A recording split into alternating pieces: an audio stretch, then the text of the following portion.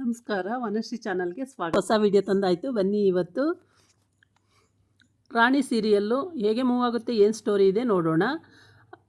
ಅದಕ್ಕಿಂತ ಮುಂಚೆ ನನ್ನ ವಿಡಿಯೋಕ್ಕೆ ಸಬ್ಸ್ಕ್ರೈಬ್ ಮಾಡ್ಕೊಳ್ಳಿ, ಹಾಗೆ ಒಂದು ಲೈಕ್ ಕೊಡಿ. ಇಲ್ಲಿ ಸಾರಿಕಾ ಮತ್ತು ವರ್ಧಾ ಇಬ್ಬರೂ ನಿಂತ್ಕೊಂಡು ಮಾತಾಡ್ತಾ ಇದ್ದಾರೆ. ಏನು ಅಂತಂದರೆ ಸಾರಿಕಾ ಕೇಳ್ತಾ ಇದ್ದಾಳೆ, ಅಣ್ಣ ನೀನು ಅವತ್ತು ಕ್ರೈಮ್ ಮಾಡೋ ದಿವಸ ಕಾವೇರಿ ಅಲ್ಲಿದ್ಲಾ ಅಂತ ಕೇಳ್ತಾ ಇದ್ದಾಳೆ. ಅದಕ್ಕೆ ವರ್ಧಾ ಹೇಳ್ತಾ ಇದ್ದಾನೆ, ಹೌದೌದು, ನಾನು ಕ್ರೈಮ್ ಮಾಡೋ ದಿವಸ ಬಾಲನೂ ಇದ್ದ, ಕಾವೇರಿನೂ ಇದ್ಲು, ಆಮೇಲೆ ನಾನು ಇದ್ದೆ, ಆಮೇಲೆ ಹಾಳು ಇದ್ದ, ಮನೆ ಕೆಲಸದವನು. ಅಡುಗೆ ಭಟ್ಟ ಮಾತ್ರ ಒಳಗಿದ್ದ. ಆದರೆ ನನ್ನ ಕೈಯಿಂದ ಕಾವೇರಿ ಕೈಗೆ ಚಾಕು ಹೋಗ್ಬೇಕಾದ್ರೆ ಅಡುಗೆ ಭಟ್ಟ ಆಚೆ ಬಂದ. ಮೋಸ್ಟ್ಲಿ ಅವನು ಹೇಳ್ಬೋದು, ಹೇಳೋಕ್ಕಾಗಲ್ಲ, ಅವನದೇ ವಿಟ್ನೆಸ್ ಇದ್ದರೂ ಇರ್ಬೋದು ಅಂಥೇಳಿ ವರ್ಧಾ ಅನುಮಾನ ಪಡ್ತಾನೆ. ಸೇಮ್ ಅವನು ಹೆಂಗೆ ಅನುಮಾನ ಪಟ್ಟನೋ ನಾಳೆ ಕೋರ್ಟಲ್ಲಿ ಅದೇ ಆಗುತ್ತೆ. ರಾಣಿ ಕೋರ್ಟ್ ಹತ್ರ ಹೋಗಿರ್ತಾಳೆ. ರಾಣಿ ಸತ್ಯ ಈ ಕಡೆಯಿಂದ ಹೋಗಿರ್ತಾರೆ, ರಾಣಿ ಬಾಲ ಆ ಕಡೆಯಿಂದ ಬಂದಿರ್ತಾರೆ, ಸತ್ಯ ಈ ಕಡೆಯಿಂದ ಹೋಗಿರ್ತಾನೆ, ಕಾವೇರಿನ ಆ ಕಡೆಯಿಂದ ಕರ್ಕೊಂಡು ಬಂದಿರ್ತಾರೆ. ಎಲ್ಲ ಮುಖಾಮುಖಿ ಮಾತಾಡ್ತಾ ಇರ್ತಾರೆ.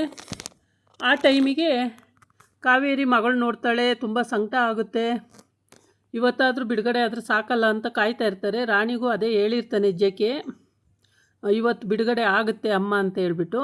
ಇನ್ನೇನು ಎವಿಡೆನ್ಸ್ ಅವ್ರು ತರಲ್ಲ ಅಂದ್ಕೊಂಡಿದ್ರು. ಆದರೆ ಅವನು ವರ್ಧನ್ ಕಡೆ ಲಾಯರು ಇನ್ನೂ ಕ್ರಿಮಿನಲ್ ಇದ್ದಾನೆ.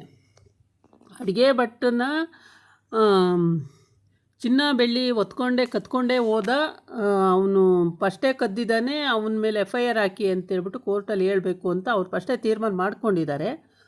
ಆಮೇಲೆ ಲಾಯರಿಗೆ ಕಾವೇರಿ ಭಾರ್ಗವಿಗೂ ಜೆಕೆಗೂ ಕೈ ಮುಗಿತಾಳೆ. ಸರಿ ಅಮ್ಮ ಅಂತ ಹೇಳ್ತಾರೆ ಅವರು. ಆಗ ಜೆಕೆ ಹೇಳ್ತಾನೆ, ಆಯಿತು, ವಿಟ್ನೆಸ್ಸು ಇನ್ನೇನು ಅವರು ಹುಡ್ಕೋಕ್ಕಾಗಲ್ಲ, ಸರಿ ಒಂದಿದೆ ನೋಡೋಣ, ಅದರ ಪ್ರಕಾರನೇ ಹೋಗೋಣ ಅಂತ ಜೆಕೆ ಹೇಳಿರ್ತಾನೆ. ಸರಿ ಆಯಿತು, ಹಿಯರಿಂಗಿಗೆ ಹೋಗ್ತಾರೆ, ಜಡ್ಜ್ ಮುಂದೆ ನಿಲ್ತಾರೆ, ಕಾವೇರಿ ತಗೊಂಡೋಗಿ ನಿಲ್ಲಿಸ್ತಾರೆ. ಆಮೇಲೆ ಎಲ್ಲ ಇದಾಗುತ್ತೆ. ಆಮೇಲೆ ವರ್ಧನ್ನ ಕರೀತಾರೆ, ವರ್ಧಾ ಅಂತೇಳಿ.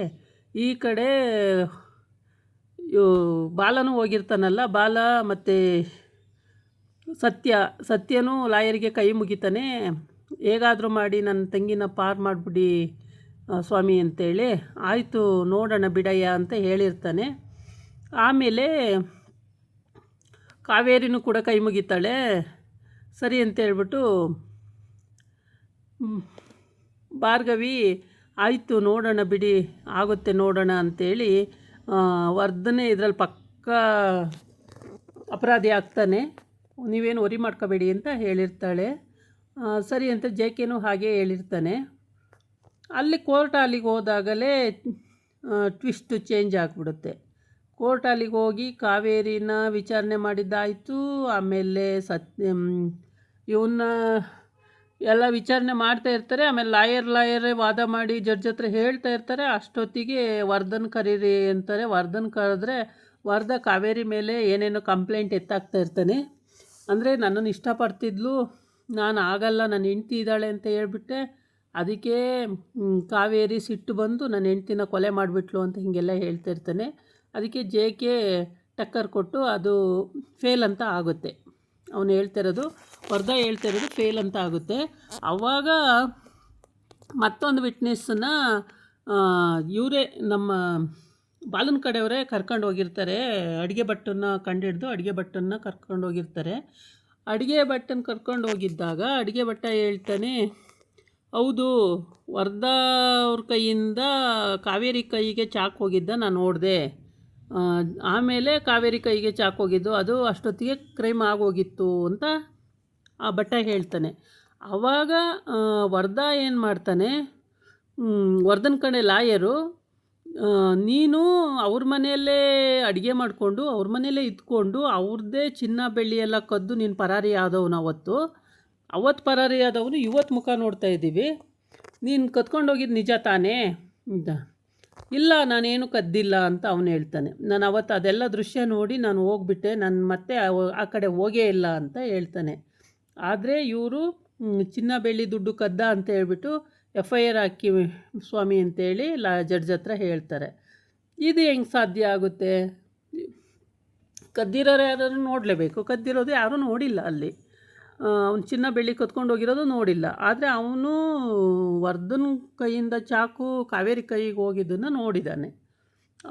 ಅವನು ಕ್ರೈಮ್ ಮಾಡಿದ್ದ ನೋಡಿದ್ದಾನೆ. ಹೀಗಿರುವಾಗ ವರ್ಧನೆ ಅಲ್ಲಿ ಅಪರಾಧಿ ಆಗಿದ್ದಾನೆ. ವರ್ಧನೆ ಅಪರಾಧಿ ಆದಾಗ ಭಟ್ಟ ಹೆಂಗೆ ಅಪರಾಧಿ ಆಗ್ತಾನೆ? ಈ ಕೇಸು ಈ 2 ದಿವಸದಲ್ಲೇ ಮುಗಿಬೇಕು ಅಂತ ಜಡ್ಜ್ ಬೇರೆ ಹೇಳಿದ್ದಾರೆ. ಇದು ಹಳೆ ಕೇಸು, ತುಂಬ ದಿನ ಎಳೆಯೋಕ್ಕಾಗಲ್ಲ, ಇದನ್ನು 2 ದಿವಸದಲ್ಲೇ ಮುಗಿಸ್ಬೇಕು ಅಂತ ಜಡ್ಜ್ ಹೇಳಿದ್ದಾರೆ. ಹಾಗಾಗಿ ಇದನ್ನು 2 ದಿವಸದಲ್ಲಿ ಇವಾಗ ಮುಗಿಸ್ಬೇಕಾಗಿದೆ. ಕಾವೇರಿ ಪಾಪ ಅವಳು ಟೆನ್ಷನ್ ಆಗಿಬಿಟ್ಟಿದ್ದಾಳೆ.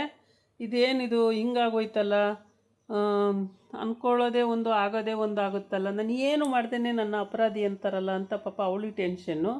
ರಾಣಿಗೆ ಅಮ್ಮ ಬಿಡುಗಡೆ ಆಗ್ತಾಳಲ್ಲ, ಇವತ್ತು ನನ್ನ ಜೊತೆಗೆ ಬಂದುಬಿಡ್ತಾಳೆ ಅಮ್ಮ ಅಂತೇಳಿ ಅವಳಿಗೆ ಖುಷಿ. ಮತ್ತು ಬಾಲಂಗೂ ಇವತ್ತು ಕಾವೇರಿ ಬಿಡುಗಡೆ ಆಗ್ತಾಳೆ ಅನ್ನೋದೊಂದು ಖುಷಿ ಇತ್ತು. ಅದು ಉಲ್ಟಾ ಹೊಡಿತು. ಅವನಿಗೂ ಗೊತ್ತೇ ಆಗಲಿಲ್ಲ ಉಲ್ಟಾ ಹೆಂಗೆ ಹೊಡಿಯುತ್ತೆ ಅಂತಲೂ ಗೊತ್ತಾಗಲಿಲ್ಲ.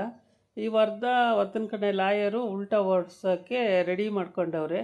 ಇದು ಭಾರ್ಗವಿಗೆ ಮತ್ತು JKಗೆ ಅಷ್ಟು ಐಡಿಯಾನೇ ಬಂದಿಲ್ಲ, ಕಂಡ್ಕೊಂಡು ಬಿಡ್ತಾವ್ರೆ ಇವತ್ತು ಈ ಥರ ಈ ಕೋರ್ಟಲ್ಲಿ ಈ ರೀತಿ ಹಿಯರಿಂಗ್ ಆಗಿದೆ. ನಾಳೆ ಇನ್ನೂ ಎವಿಡೆನ್ಸ್ ಎಲ್ಲ ತಂದು ಮತ್ತಿನ್ನೇನಾದ್ರೂ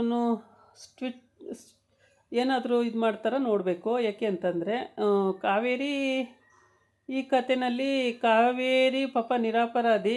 ಕಾವೇರಿ ಮಗಳು ಇಷ್ಟು ದೊಡ್ಡವಳಾಗಿದ್ದಾಳೆ. ಯಾಕೆ ಅಂದರೆ 10 ವರ್ಷದ ಮಗು ಆಗಿದ್ದಾಳೆ ಕಾವೇರಿ. ಆ ಮಗು ಹುಟ್ಟಿದಾಗ ಜೈಲು ಸೇರಿರೋದು, ಇಲ್ಲಿವರೆಗೆ ಬಿಡುಗಡೆನೇ ಭಾಗ್ಯ ಬಂದಿಲ್ಲ. ಇವನು ವರ್ಧನ್ ಕತೆ ಏನಂದರೆ ಇನ್ನೂ ಅವಳು ಅಲ್ಲೇ ಇರಬೇಕು ಜೈಲಲ್ಲಿ ಅಂತ. ಇದು ಅನಿಸಿಕೆ ಪ್ರಕಾರ, ನಮಗೆ ಅನಿಸಿಕೆ ಪ್ರಕಾರ ಇವನು ಕಾವೇರಿನ ಭಾಳ ಬಲವಂತ ಮಾಡೋಕ್ಕೆ ಹೋಗಿದ್ದಾನೆ ವರ್ಧ. ಆವಾಗ ಕಾವೇರಿ ತಪ್ಪಿಸ್ಕೊಂಡು ಆ ಹೆಂಡ್ತಿ ಅಲ್ಲಿ ಅಡ್ಡ ಬಂದವಳೆ ಹೆಂಡ್ತಿನ ಇವನು ವರ್ಧ ಕ್ರೈಮ್ ಮಾಡಿರ್ತಾನೆ. ಆಮೇಲೆ ಅದನ್ನು ಗಾಬರಿಯಾಗಿ ಎಸ್ದಾಗ ಕಾವೇರಿ ಕೈಲಿ ಇಟ್ಕೊಂಡಿದ್ದಾಳೆ ಅನ್ನಂಗೆ ಕಾಣುತ್ತೆ. ಅಷ್ಟೊತ್ತಿಗೆ ಬಾಲನೂ ಬಂದಿದ್ದಾನೆ. ಬಾಲ ನೋಡಿದ್ದದ ನಿಜ ಆಗಿರಲ್ಲ. ಕಾವೇರಿನೇ ಕ್ರೈಮ್ ಮಾಡಿರೋದು ಅಂತ ಅವನು ನಂಬಿಬಿಟ್ಟಿದ್ದಾನೆ. ಹಂಗಾಗಿ ಇಲ್ಲಿವರೆಗೆ ನಂಬಿಸ್ಕೊಂಡೇ ಬಂದ ವರ್ಧ. ಈಗ ಬಾಲ ಉಲ್ಟಾ ಹೊಡೆದ ಮೇಲೇ ಅವನಿಗೆ ಗೊತ್ತಾಗಿದ್ದು. ಜಡ್ಜ್ ಹೇಳ್ತಾರೆ ಈ ಎವಿಡೆನ್ಸು ಪಕ್ಕ ಇದೆ, ಇದಕ್ಕೆ ಲಾಯರು ಏನು ಉತ್ತರ ಕೊಡ್ತಾರೆ ನೋಡೋಣ, ಡಿಫೆಂಟ್ ಲಾಯರು ಅಂತ ಹೇಳ್ಬಿಟ್ಟು ನಾಳೆ ಮುಂದೂಡಲಾಗಿದೆ ಅಂತ ಹೇಳಿದ್ದಾರೆ. ನಾಳೆ ಕೂಡ ಕೋರ್ಟು ಇದೆ. ನಾಳೆ ಕೋರ್ಟಲ್ಲಿ ಮತ್ತೆ ವರ್ಧನ್ ಕಡೆಯವರು ಏನು ಎವಿಡೆನ್ಸ್ ಇನ್ನೂ ಕಲೆಕ್ಟ್ ಮಾಡ್ಕೊಬರ್ತಾರೋ ಅಥವಾ JK ಕಡೆಯವರು ಏನು ಎವಿಡೆನ್ಸ್ ಕಲೆಕ್ಟ್ ಮಾಡ್ಕೊಬರ್ತಾರೋ ನೋಡಬೇಕು. ಈಗ JK ಎಲ್ಲೂ ಸೋತಿದ್ದೇ ಇಲ್ಲ ಅಂತ ಆಗಿದೆ. ಭಾರ್ಗವಿ JKನು. ಈಗ ಭಾರ್ಗವಿ ಪ್ರತಿಯೊಂದಕ್ಕೂ ಈ ರೀತಿ ಟ್ವಿಸ್ಟ್ ಸಿಗುತ್ತೆ ಅಂತ ಪಾಪ ಭಾರ್ಗವಿಗೂ ಗೊತ್ತಿಲ್ಲ, JKಗೂ ಗೊತ್ತಿಲ್ಲ. ಇದು ಹೆಂಗೆ ಆಯಿತು ಅಂತಲೇ ಗೊತ್ತಿಲ್ಲ. ಉಲ್ಟಾ ಹೊಡೆದ್ಬಿಟ್ಟಿದ್ದಾರೆ ಇವರು. ಐಡಿಯಾ ಎಲ್ಲ ಮಾಡಿ ಉಲ್ಟಾ ಹೊಡೆಸ್ಬಿಟ್ಟು ಈಗ ಉಸ್ನೆಗೆ ನೆಗಾಡ್ತಾ ಇದ್ದಾನೆ. ಅವಳು ಸಾರಿಕಾ ಇದೆಲ್ಲ ಈ ಬಾಲನ ಮನೆಗೆ ಹೋಗ್ತಾಳೆ, ಎಲ್ಲ ತಿಳ್ಕೊಬಿಟ್ಟು ಹೋಗಿ ವರದಿ ಒಪ್ಪಿಸ್ತಾಳೆ. ಇದೇ ಆಗಿದೆ ಪಾಪ.